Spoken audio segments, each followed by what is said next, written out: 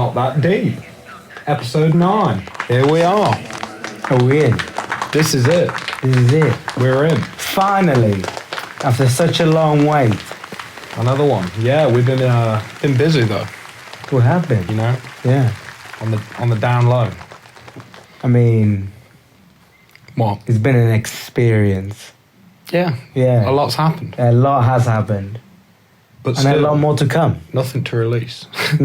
All quiet. Till on now. that front. Till now. Oh yeah, this is a little update. Mm-hmm. So today we are going to be looking into the 1999 classic Stanley Kubrick film that is based on a book that is based on a dream, Eyes Wide Shut. Martin has just finished his first ever viewing of the film Eyes Wide Shut, and I've seen it many times. I have no idea what Martin thought of it. He's been tight-lipped. So let's get for those of you who don't know, it's, as I said, a Stanley Kubrick film featuring Tom Cruise and Nicole Kidman. That's all you need to know, really. There's not much more you can really set up for this film. If you've not seen it, go and see it. Don't watch this. Go and watch it first before you listen to this, because Martin's about to splurge his brains on the topic. So, Martin, what did you think? That movie was fucking wild. It was, from the beginning to the end, it was all an emotional roller coaster. Okay. Jesus Christ. So it made a lasting effect on you then, Martin? I'll never forget it. Ever. Ever. Never ever will I forget it. I'm glad that it... You mentioned that film and I will remember exactly what happened. And it was 3 hours long. You remembered all of it? All of it. I couldn't... So let's go... There's so much to talk about. Yeah, let's elaborate on those feelings. So, if you were to explain what this film's about, Martin, try and do that. All right. It's about a doctor who has very wealthy friends, and I don't know if you call them friends, but carry on. Patients. I mean, that line is blurred. Before anything happens, Yeah, they're his friends. okay, yeah. So like, him and his wife get invited to a party. Everyone's there, and it's basically him just having a good time with his wife, and all of a sudden it gets to a point of like it sort of leans in to thinking that they're both gonna cheat on each other, but at the same time they're both really loyal. They're both really like into their partner, but this couple has a very how would I put it, very troubled relationship between the two. Especially there's a scene that if you watch it you will see where she just goes off on one about her being Them on a family holiday, and she sees a man in a naval uniform that takes her attention. Oh my goodness. But she says it in such detail that it just makes you think, as a man, how would you feel? So degrading. So the main character, Tom Cruise, goes on a sort of adventure into, I guess, his feelings, because she was sort of teasing him to see if he would get jealous. So they go he goes on this little adventure. First, he gets a call about a woman that her father has died. So he goes there and he opens up to her about how sad it is, just like a normal man. As a doctor should. As a doctor should, yeah. But then, after that progresses, he's only constantly thinking about the image his wife has put in his head of her and that naval officer. And you can just see him turning into like a different man. Every time he's in a car, it's blank face and staring at nothing but thinking about his wife and that naval officer. It's so like degrading to a man. And it just keeps getting better and better and better. Then he... At the party at the beginning, yeah. he speaks to an old friend of his. From medical school. Who dropped out. And his name was Nightingale. He then meets him later on in the film at the place he said he was playing, which was called... The Sonata Lounge. No, the Sonata Cafe. I feel like cafes open in the day and that was a jazz bar. Maybe. Anyway, doesn't matter about the name. They meet him there, and he's sort of... This Nick Nightingale tells him where he's playing at 2 o'clock in the morning. So this is after leaving the patient's house that he was at, and of the dad who's died. The patient's dad has died, and that's why Bill Halford, Tom Cruise's character, is there. And she breaks down and confesses she loves Tom Cruise. Yeah, she does. Which was... It's strange. The way she was like sort of like crying, but also... Kind of excited by the situation. All at the same time. A lot of emotion at play. But he goes to the bar because the conversation he's had with his wife and that experience at the patient's house is slightly overwhelming. Mm-hmm. So he goes for a night stroll. And that leads you to the Sonata Lounge. Which was so... It's good. Because you get to find out about this... I wouldn't say it's a party. Well, he just says, do you do many gigs like this? And Nick Nightingale says, I've got another one tonight. It's different every time. Well, he says, I've got another one tonight. And Tom Cruise's character says, where? And he says, I don't know the address yet. It's different every time I play there for these people. And he receives a phone call, receiving the address, and he writes down a word on a napkin. What is that word? Fidelio. And Tom Cruise, as you probably can imagine, is perplexed at this action. So inquires why. Joe Vozza is about to enter the room. Here he is, the man himself. Joe Vozza. Yeah. It's all happening. Well, the chairs are all fucking... Yeah, what they're listening to. Yeah. The chairs are all stacked and shit upstairs, aren't they? Well, there. I've just been up there. I don't fucking know. Yeah. So, let's do it now. 9 minutes in. How are you finding it, viewers? 9 minutes you've already given to these guys. They have. You cannot get that back. Do you want to come? Oh, Jesus Now we're going to Christ. set that back up. This will be a nice little interlude. The 24/7. there could be 50 more minutes of this. Just think about what you're doing. Shut up. Just joking. And get the fuck out. Value your time. You piece of shit. That's a public service announcement. Yeah, public service announcement. Fuck shit up. Put your head about there and just say. Louis. What? Jesus We're Christ. filming a podcast that Vaz is just kibosh. Sorry guys, how are you guys? Good, How are you? you, Mel? I'm good. Should we leave you to it? Just go on space. They- Then you'll know, then you'll Pause start it. again. We're Start gone. again. No. It's his choice. You've got to edit it, so you might as well pause it and then have a quick. Yeah, but it's about the energy, isn't it?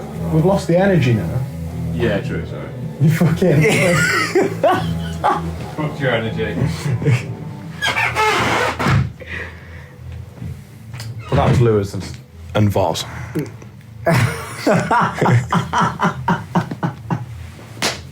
I can't even remember where we were. We were talking about Nick Nightingale in the Sonata Lounge writing the word Fidelio On a napkin. On a napkin. That's right, yeah. So he then takes a very big interest into this place, this sort of like society that they've. Well, did say it as it is. You go on the journey with Bill Halford, and as Nick tells him the address and the password, and he goes to the address. He first needs to get an outfit. He does need an outfit. He says you won't be able to get in if you don't have a cloak and a mask and a tuxedo. So he manages to find a costume store that possibly might be open at the hour, but it's not. And he speaks to the owner and offers him... Mr. Millich. Mr. Millich, a large amount of money to open the store late so he can get the gown and everything. And bit of a weird side journey, but you find his daughter in some sort of part. There's fast food, there's what looks like alcohol. They've been having a bit of a party in the shop. 2 Japanese businessmen and Mr. Millich's daughter, who's obviously underage. It's just chaos. Mr. Millich is not happy with the situation. He's gonna call the police. Yeah. But he already seems like a shady character. He does seem like a shady character, and the daughter whispers something in Bill's ear about getting the cloak lined with a fabric, which implies that she knows a thing or two about cloaks. Yeah, I guess Whatever so. that means. Whatever that I guess means. so. Well, you find out a little bit later. But yeah, he gets the cloak and he makes his way to the address and gives the password at the door. It's a nice stately home, very large, filmed in England. Mm-hmm. Although it's an American taxi that drops him off. It's jarring to watch if you know that. They take him up to the house and he puts his mask on.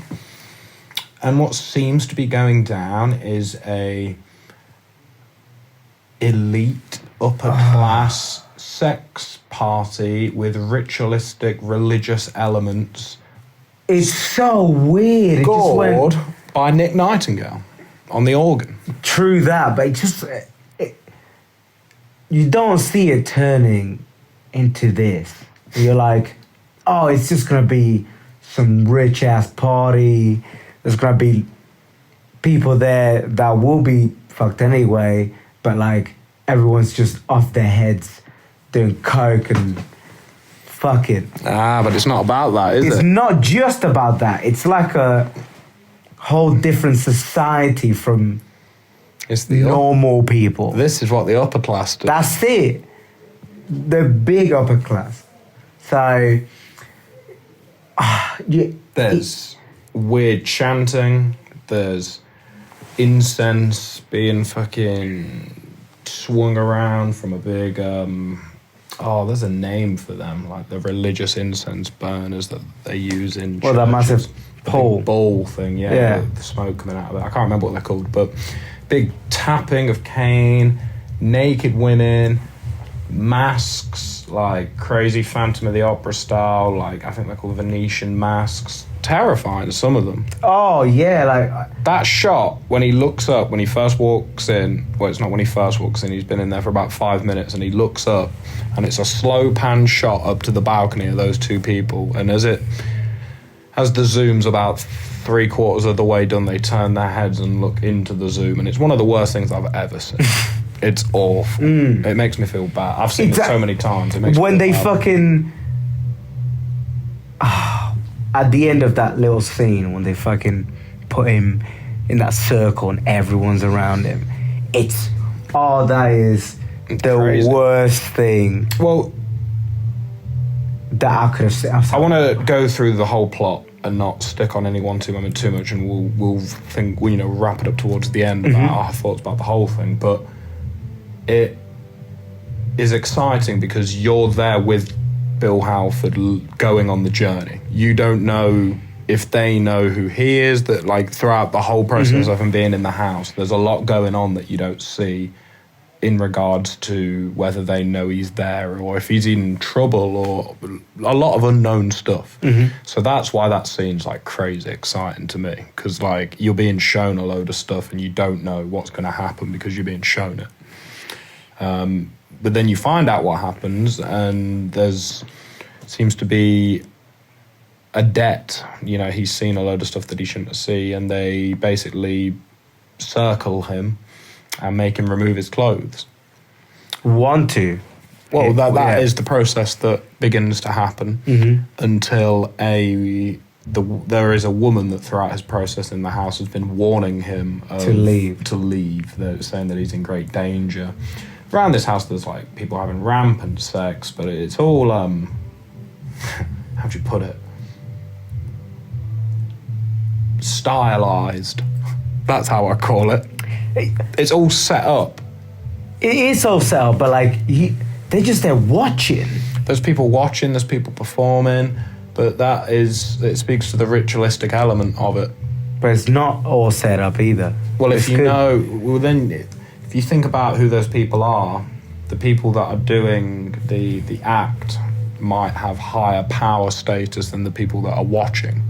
And getting to do the act in front of everyone like that might be something you earn over time. I mean, there's a lot of conversation to get into about this specific part of the film. But so just as he's about to remove his clothes, the woman that has been helping him this whole time intervenes, and she says that she is ready to redeem him, whatever you interpret that to mean.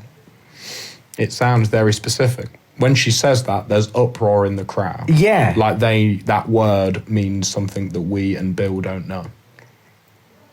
What does it mean? You must have looked it up. No, well, that is something that I've noticed this time. Obviously, I've heard that line a load every time I've seen it, but this time, the reaction of the crowd, I was like, that sounds like jargon. That sounds like, you know, a phrase that everyone in the room is aware of. It has implication, so it must mean something. But again, I don't want to get bogged down in the crazy what could be going on in that house. There's so much shit. She says she will redeem him, and she then gets taken away, and he gets to leave under the condition that he tells no one, and there will be dire consequences for him and his family if any of this information ever gets out, and this experience makes it to the general public. So then the next bit, the last half, that's like the first half of the film. The next half of the film is kind of the effects of this night, this crazy. In that mix, in between him going to the house and having the conversation with his wife, where she tells him that she wanted to have sex with that naval officer, which he keeps having frequent flashbacks to. He also goes to a prostitute's house and nearly has sex with her, but then doesn't, is also worth mentioning. So the morning after... This woman... All right. So the morning after, he talks to his wife. And obviously he gets home very late. And she is having a dream. But it's...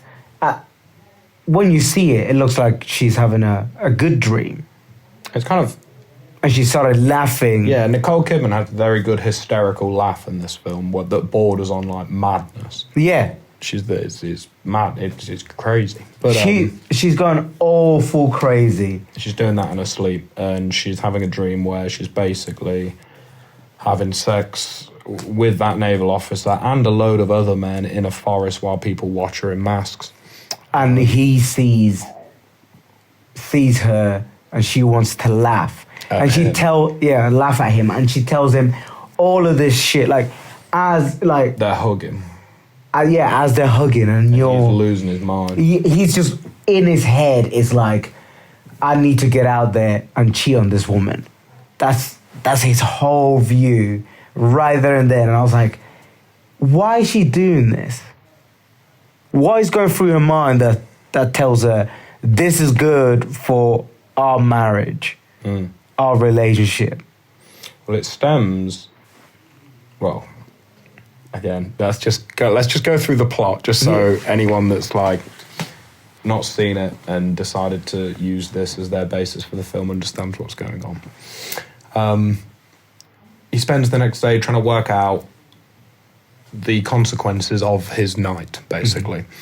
He goes to Nick's hotel and finds out that Nick was removed pretty much at the same time that he arrived home from his hotel, checked out, bill paid for, and he looked scared and had a bruise on his face. He finds out that the prostitute he went to got confirmed for HIV. He goes back to Mr. Millich to return the cloak, finds the mask missing, which must have got lost in the scuffle out of the house. Right. And we also see the two Japanese businessmen back in Mr. Millich's shop with his daughter, who seem to be on amicable terms now. Like, to some sort of I thought they were going to call the police, he says. You'd have come up with some sort of arrangement, Martin. Whatever you can imagine. So sick. Whatever you can imagine that to be. Which he seems to be offering to Mr. Halford as well. Yeah, and it's... Oh. So then curiosity gets the better of him, and he goes back to the house. Goes back to his wife and tells it... Oh, no, he goes back to the house. The mansion. Yes, he does. Yeah. And a man in a car gives him a letter that says, "This is your last warning. Yep. Leave it alone." He then... goes up to his... He's walking down the street. And he's getting followed. And he's being followed. He goes to a newspaper stand to avert being followed. Buys a newspaper and ducks into a cafe. And in the newspaper, he reads that... Ex-model... That an ex-model has died of a heroin overdose. Yeah. Probably should have mentioned at the party at the very beginning of this film, the person who was hosting the party, Mr. Ziegler, very wealthy man, was having sex with a prostitute who was overdosing on a speedball, which is cocaine and heroin.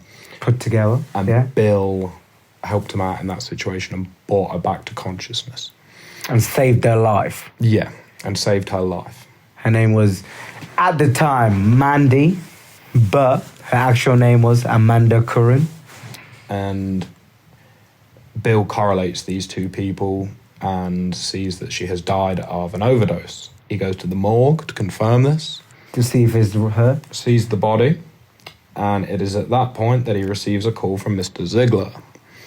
Goes to the Ziegler house and has a frank conversation with Mr. Ziegler. Mr. Ziegler, which is not his friend. No. At this point. Yeah, this is where you start to see the juxtaposition of the party that was happening at the beginning of the film and the party that happened in the middle of the film and the differences between them. So Mr. Ziegler is a very wealthy man and he's a very high-profile man, and he was at the house whilst Bill was there. I suspect he was the man on the balcony that has that horrible fucking shot when he's zooming in and he nods. That's the implication. But... anything you notice about that scene?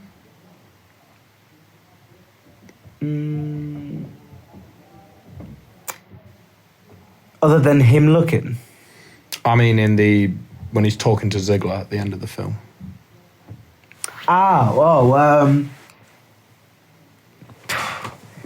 If it was Mr. Ziegler, why wouldn't he have helped him?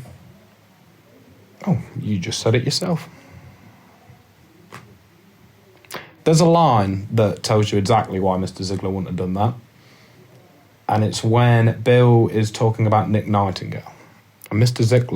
Ziegler says, "That guy made me look like an asshole in front of those people." Now that shows you his priorities. Yeah, he's only out. Status. Yeah. What people think of him. I proper thought that Bill would have wanted to join. That's it. I had a feeling when they went there for the second time, he wanted to join.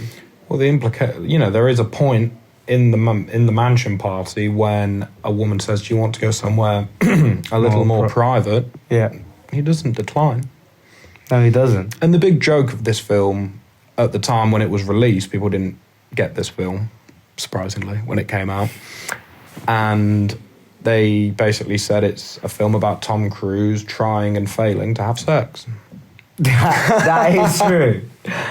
And then obviously, if you carry on. After that conversation with Mr. Ziegler, who confirms most of Bill's suspicions one way or another, whether he directly admits it or implies certain things about what Bill suspects happens subsequently after that night, he goes back to his house to find the mask that he could not return to Mr. Milich on his pillow next to his wife. Who's sleeping, meaning those people have been in his house. And then the film ends with an odd scene in a shopping centre where they take... But before that, he does start crying hysterically and he tells says, his wife, I'll tell you everything. I'll tell you everything. So they're on the same page, which leads to, as I said, this odd little scene in the shopping centre where they go Christmas shopping. Yep. So the whole film is a Christmas film, Martin. I don't know if you realise that. It's pushed throughout the film. It is a Christmas film. There's lights all over the place. Yeah, they do say all the time, "Are you ready for Christmas?" Which is another interesting theme. So they basically talk about what are we going to do moving forward with our lives. And they make some vague conclusions about the nature of reality and dreams. And then say there's one thing that we have forgotten to do. Yeah. And that is... Fuck. And that is the last word of the film. How are you ending a film in like... A 3-hour film. Boom. Jesus Christ. I enjoyed myself watching that film. So, a bit too much. My thoughts on Eyes Wide Shut, if I was going to go into it a little bit, is that it's a film on the nature of human emotions and relationships and how men and women interact and how humans interact, like the social class system and even the nature of reality. It's a really interesting film. Like that bit at the beginning, the party at the beginning is so important because all these people are there and they're all putting on masks of who they are. Like that Hungarian man that's talking to Alice. He's got this... She says at one point... He references this poet called Ovid. And she says, didn't he end up old and alone? And he says, but he had a lot of fun. First. And that just kind of shows his way, his tact, the way he is. It shows that if, he's up for a lot of fun and he probably will end up sad and alone, like he's old at this point. But... he's up for the fun like that. So he's showing his intentions in this coy, weird little dance that they're doing. Everyone in the room is like wearing masks. Those girls that are talking to Tom Cruise's character. At the beginning. Yeah, there's a bit just before he gets taken up to deal with Mandy, who's having an OD. They're like nearly ripping his arms off. They're all over him. Yeah, they're all like over him. Demons. You can see like... the implication. That it could have gone way worse. Well, she says, we're going to the end where the rainbow ends, which is, again, a very fancy term. It's weird how they say, we're going to where the rainbow ends. And that shop. And that shop's name is I nearly said it when you were Rainbow. watching it, and I thought, no, I'll leave it and just see if he notices that. Yeah. There's a lot of stuff like that. But that party, which is meant to be like a social gathering, a public gathering, all these famous, well-known people in a room, but they're wearing their hidden intentions and desires on their sleeves. So then you've got this other party that is all top secret and hush, hush, hush, but it's all these people doing exactly what they really want to do on the inside. Yeah. So it's all very backwards. It's very... This is how... I had a thought. Could that guy that looked at the camera been that Hungarian guy? Potentially, yeah, I have seen that. There's, oh my God, Martin, the amount of discussion that has been done on this film online in terms of theories and conspiracy theories, and this means this and this means that. There's a whole load of people that, there's the legendary, so we've not even gone into the history of this film yet and why it exists and everything. So this was Stanley Kubrick's last ever film. Before he died. He was in, I mean, I can definitely say his 70s, potentially even his 80s at this point. Really? Yeah, old man. Like, how did he die? So he's making this film, and he gets Tom Cruise and Nicole Kidman to play the main roles. They are married as this film was filmed. Mm-hmm. They are a real couple. All right. So that it adds a whole other dimension to the film as well. That That a real couple. So, okay. Right. Tom Cruise is famously a Scientologist, if you know what that is. Yeah. A cult that probably the most well-known cult in the world, came out of Los Angeles, started by a man called L. Ron Hubbard in the 1950s, and the basic idea is that you can get rid of all the bad stuff inside your body and free yourself up to be able to do the things that you are supposed to be doing in life. That's their general motto. And Tom Cruise has always come across as a very positive person. I don't know if you've seen that video of him filming Mission Impossible 6, where he jumps between... He does all his own stunts in Mission Impossible things, and he jumps from one building to another. He scuffles the... landing on the second building and breaks his ankle. He just carries on. He carries on. So, say what you want about Scientology, but Tom Cruise obviously has some crazy motivation running through his veins. Yeah. But then John Travolta's also a Scientologist, and he doesn't look so... He doesn't do all his stuff. Yeah. He's not on the same level as Tom Cruise, so maybe Tom's just special. But so the fact that Tom Cruise is actually in a cult itself that had all this rumours about it. And then he's in a film that's about a cult. With his wife, it's crazy. It's a crazy setup. So, and it's Stanley Kubrick's last ever film. So a lot of big things set up for this film. It's the longest... I think this might be outdated at this point, but I think I'm right in saying that it has the longest shooting period for any film ever. Well, the 2 hours of refinement? I mean, it's shot. The amount of time it took for them to shoot the film. Really? Yeah. You still haven't explained how he died. Well, you have to know the history of this film to know how Stanley Kubrick died. I promise you. Okay. I promise you. So, it took the longest to film. It was like 500 days. 500 days? Yeah, like nearly 2 years to film. And they filmed it in London, which is not where Tom Cruise and Nicole Kidman live. So, Tom Cruise, at the time this film was filmed in 1999, was probably the biggest movie star on the planet. Mission Impossible, I think he'd just done that Minority Report film with Steven Spielberg. I feel like there's ones I'm missing, but it was like peak Tom Cruise moment. Go on. Was Mission Impossible before the 90s? It couldn't have been. Mission Impossible 1 was in 1998 and Mission Impossible 2 was in 2001, I think. Might be 2002. They didn't make the third one until like 2008.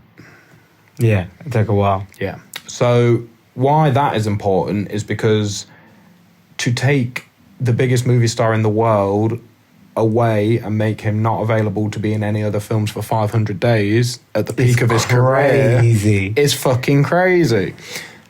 So there's a lot Stanley Kubrick going into this film. So they make the film.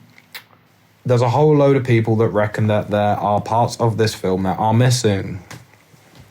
Because this is the only film in Stanley Kubrick's filmography that he didn't have the final edit on.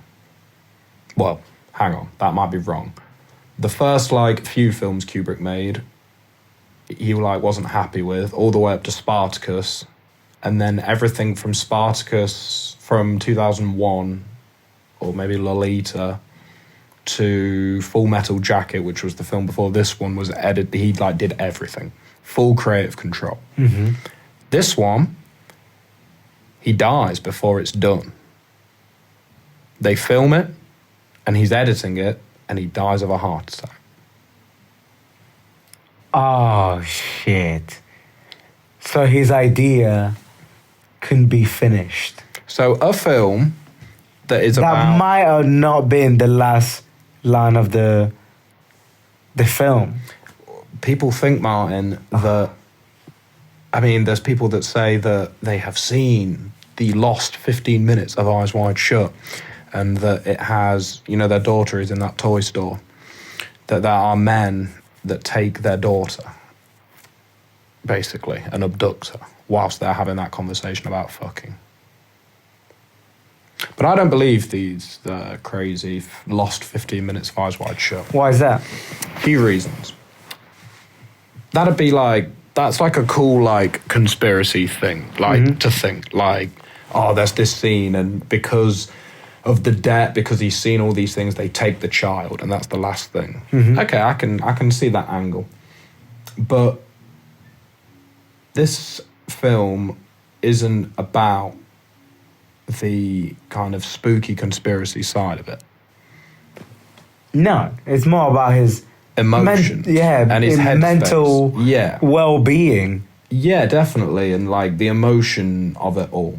So to end the film, the way it ends with the fuck and that, they talk about, there's a line, what we've learned is that reality or truth is never really the whole truth, and a dream is never really just a dream. So we're living somewhere in the middle. And then she says there's one thing we forgot to do, and that's fuck. That's a crazy way to end that film. It's the last thing you hear, and it sets the tone for what the whole film was about. And it's like what was real and what was not. So to end it on another note, which would be this like child abduction thing, would change the whole tone of the film, and it would make it like this child abduction thing. Yeah, it'll make it more like, well, there's got to be a second one. Yeah, it would set all sorts, and it's just not his style.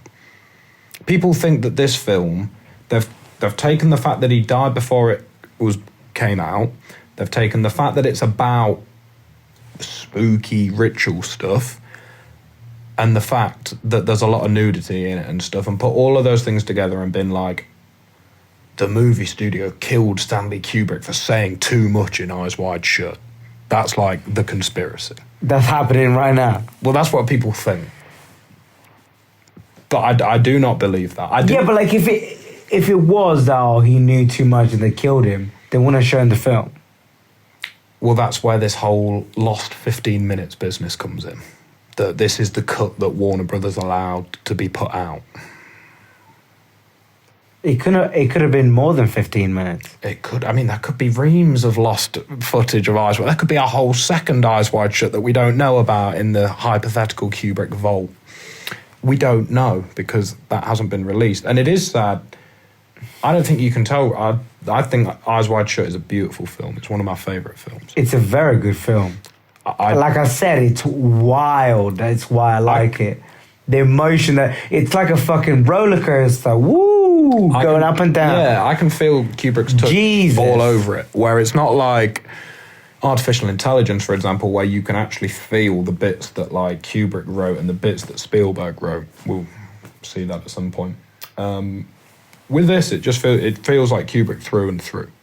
I can't wait. I actually saw this film at a cinema in Leicester with the producer who made it with Stanley Kubrick, Jan Harlan. Really? Old guy, and he did a Q&A afterwards. And I asked him about whether the use of colour in the film was significant. Because if you notice at like any point when Tom Cruise's character's in a room, like a bedroom or something like that, if you look out the window, it'll be like blue. Just unspecific, like sometimes there's like building shots and stuff, but there's always like this weird blue hue on everything. Colour just seems to be like really important in that film, you know what I mean? So I asked him about that and he said, yeah, it's all like intentional and it's whole... You can see on the screen right now, we've paused it just as the credits have come up and it says inspired by Tramu, I'm going to mess this pronunciation up, but inspired by Tramuvel by Arthur Schnitzler. And that is this short book, which is based on a dream. It's not really like what Eyes Wide Shut is. It's mostly based on So a you, dream. if it's based on a dream, then that could have been him. Like after she says fuck, that 15 minutes could have been him waking up.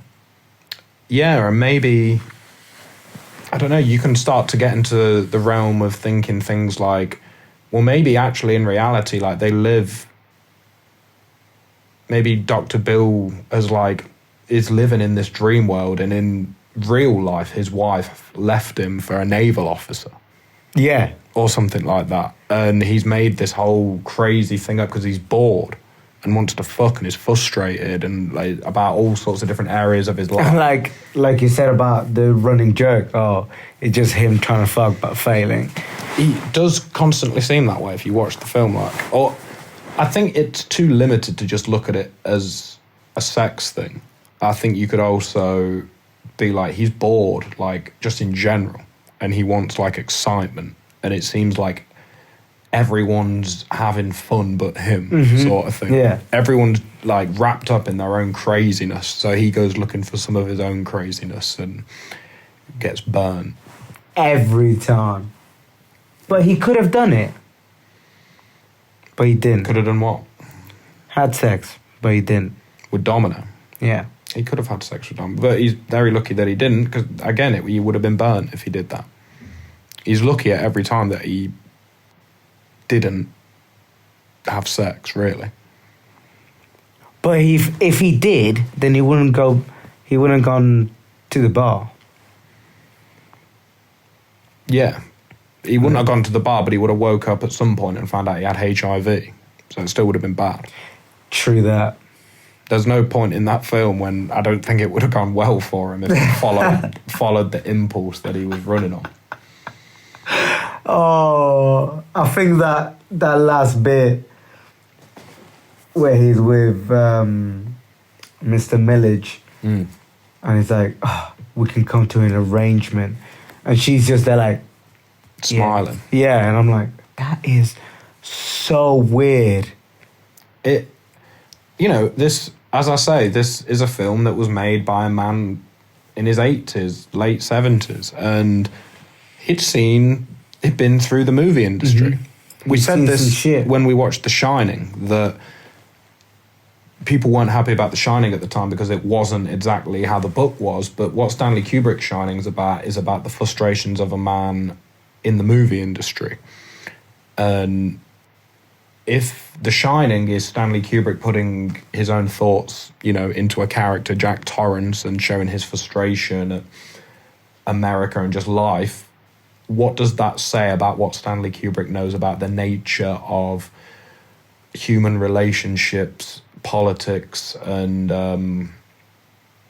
money on a high class level over his career? He must have seen something must have inspired him to cook this story up. So that he might have been in that society. It's an endless hole for Stanley Kubrick of, there's the whole, did he fake the moon landing thing? And well, if he's faking the moon landing for NASA, he's probably read into some sort of government secret society. And if you want to go down the Stanley Kubrick conspiracy narrative, you can write up a crazy bloody biography for him. You can be like, you can make it into a movie. Well, I guess the narrative would be that in Dr. Strangelove, the planes, he wanted to use real US Army planes in Dr. Strangelove, and the US Army said no. So being the fanatic that he was, he went and bought a load of flight magazines and put all the pictures together and worked out a map of what one had looked like, and then he built one, and it looked so good that the US government were impressed with him. So they hired him to do the moon landing. That's what people say who believe that Kubrick for the moon landing, that's how he got the job. So then he did all this moon landing stuff, and if you're going to talk about the moon landing as well, people get so black and white about it, like, well, if Stanley Kubrick filmed it, then they never went to the moon. But I think going to the moon wasn't the tall order back then. I think taking very delicate analog film through thick radiation belts to the moon and back and trying to get them back to Earth would be the main problem. So I 100% believe we went to the moon, but they probably needed someone to fill in the gaps in the footage here and there, and why not get the best man for the job on the scene at the time who had just made 2001 and obviously knew what space looked like. So they get this guy. So if that's the narrative I'd entertain if I was going to entertain that. Stanley Kubrick made did the moon landing stuff, but then you could say that people then say that The Shining is then his feelings about having to work for the government and a large frustration and resentment built up inside of him against his family and his wife because he was spending so much time working for the American government. So The Shining then becomes this all work and no play. He makes Jack a dull boy and he ends up wanting to kill everyone around him. The frustrations about it. Then he makes then he makes Barry Lyndon, which uses the lenses from the moon landing. Just they made lenses because when you're on the moon, light's different, and hang on, I'm gonna somewhere. My friend Harry Barden's gonna kill me for messing this up, but I think lenses need to be made with a really low aperture of like 0.7, which means they let more light in because there's less light on the moon. So they made these lenses to take to the moon. And then Kubrick wanted to make this film that was set back in medieval times when there was no electricity. So he wanted to film with only candlelight, which, as you know, when we film in here, there's rarely enough light and we can't get it looking bright. So to film with just candles is a really fucking tall order. That is. So he ended up using the lenses from the moon landing in that film. So there is a genuine connection between Kubrick and the moon landing just there, that he did use those lenses. So then Barry Lyndon is about, again, the class system, like it's about a lower class boy fraternizing with a higher class woman, and the story of him and how silly and antiquated a lot of the traditions that the upper class hold. Then he makes Full Metal Jacket, which is about how the fucking army system, if you're not like built for it, completely turns you into a savage killer. And then he makes Eyes Wide Shut. And dies before it's finished. And there's like a 15-year gap between Full Metal Jacket and Eyes Wide Shut. 15-year gap? I think Full Metal Jacket it's not 15, it's like 11 years. I think Full Metal Jacket was 88 and Eyes Wide Shut was 99. That's a long time. It's a crazy career. He must have done it a lot throughout them years. Either that or he thought about it. Done what, sorry? This film. Eyes Wide Shut. Yeah, he was writing it for a long time. Before he wanted to put it all together. So it really is the culmination. Is it really a fucking heart attack? Well, he was like an 80-year-old man. So True. I'd like to stick with Kubrick. His films say enough. For me, he's like it's amazing enough what he achieved without all this like extra crazy stuff on top of it. Imagine now if Kubrick was still alive now. I don't know. Well, that's why films would be great. Yeah, Artificial Intelligence is a really interesting film because it's obviously he wrote it before this, but it was made 2 years after this by Steven Spielberg, but it was written by Stanley Kubrick. Yeah. So it's a really interesting film because I can't wait to watch it. It's like the next one. But yeah, there's so many angles to talk about in this film, but I think my point is with it is you can demystify a lot of it. It's not like that crazy conspiracy film. It's just a really good film about like human connection, the nature of emotion and what it can make humans do and act in crazy ways. But she just started that and I just couldn't. He was trying his hardest to be like rational. Yeah, you're a beautiful woman. I don't need to cheat on you. But she's just there like, so you think I'm a good woman because I don't cheat on you? Nah, let me tell you this. And I'm like, just tries to get all philosophical. You know what I mean? But there's obviously, it's because she has that. Turning everything he says against him. Well, she has that burning desire for something else inside of her. Mm-hmm. And that probably initially brings up feelings of guilt, but then there's also the desire part of it. She does want it on some level. So probably very complicated in the way that it comes out. Yeah. She's trying to like be a bitch, but she's also trying to be like, she wants him to love her and want her like more than anything, because she's like angry he's not jealous that she was with the Hungarian man. That's how it all kicks off. Mm-hmm, yeah. But So I feel like it comes out of an insecurity. Yeah. She's insecure about the fact that she wasn't jealous, because she probably was jealous about seeing him with the two women. You know what I mean? Mm-hmm. But he's like cool and confident about it, which is why they get onto the whole conversation about whether when Bill is checking women's breasts for cancer, whether they're thinking about him in a sexual way, which is a crazy conversation. And he points that out. He's like, in this hypothetical doctor's office, like, it's a crazy narrative to even be spinning. But that's where love and emotion and all those, it warps the nature of reality, doesn't it? Do you think she actually meant it? Or was it just to get him jealous? Well, that's what I'm saying, that she could have meant that out of love. Because you understand what I'm saying? Like, she wants to make him want her more than anything else in the world. And in her head, by saying that, It's going to make it happen. she's going to bring it up to him.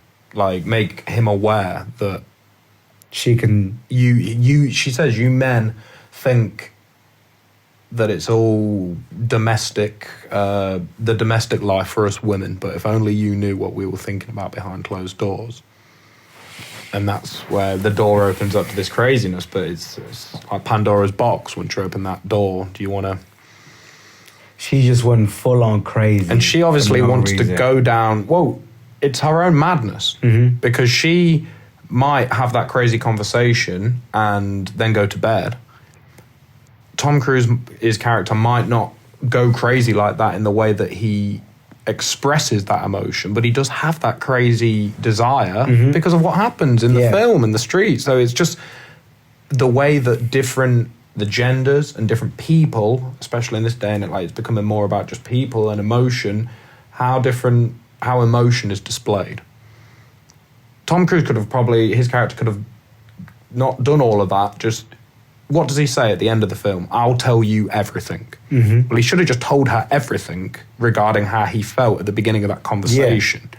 But because he's like the man and it's more traditional... And he sort of like, pushed it down. Yeah, pushed it down. Yeah. But then he's still acting on that emotion by doing all this crazy stuff that ends up happening in the film.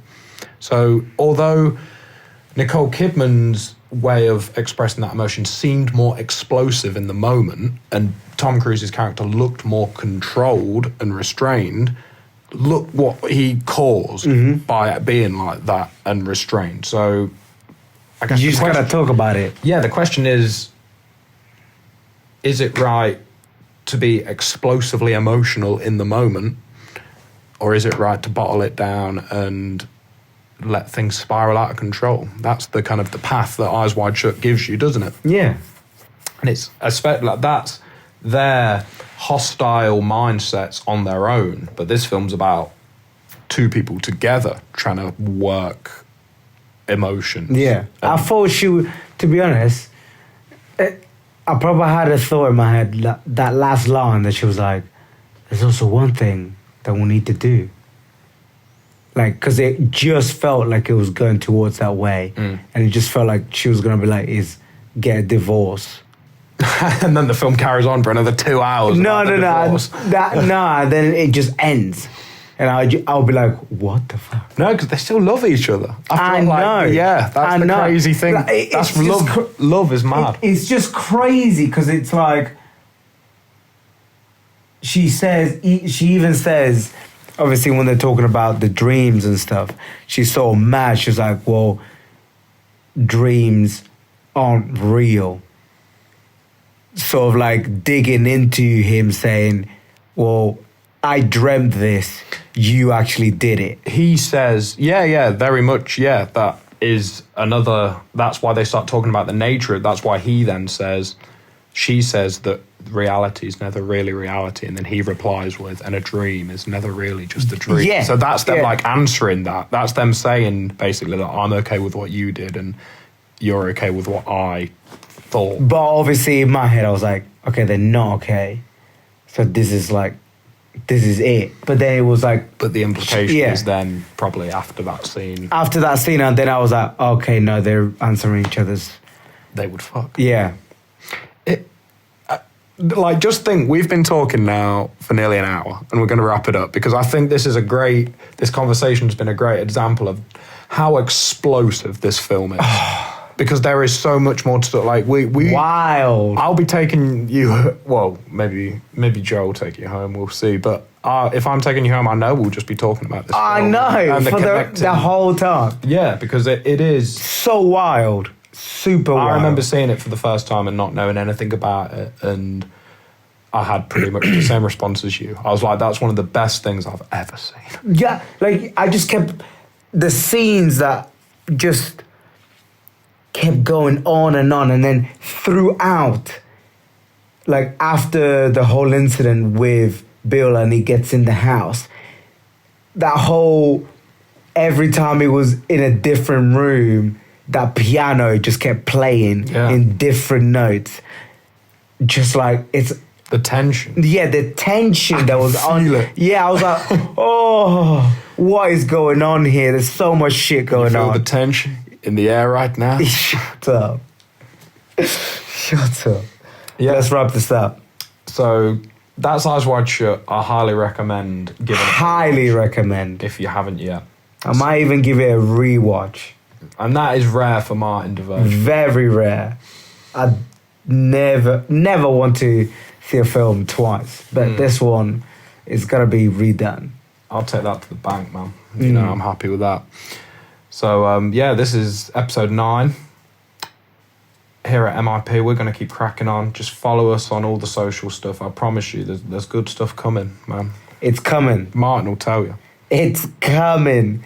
We got some great ideas on the way. Nothing too specific. Just but, nothing solid. Yeah. But it's fine. But it's coming. It's coming. We'll see you on episode 10. Episode 10. What are we going to do? Let's give them a... It will be something that will be shown to us in a visual format, and it will be filmed using cameras. Safe.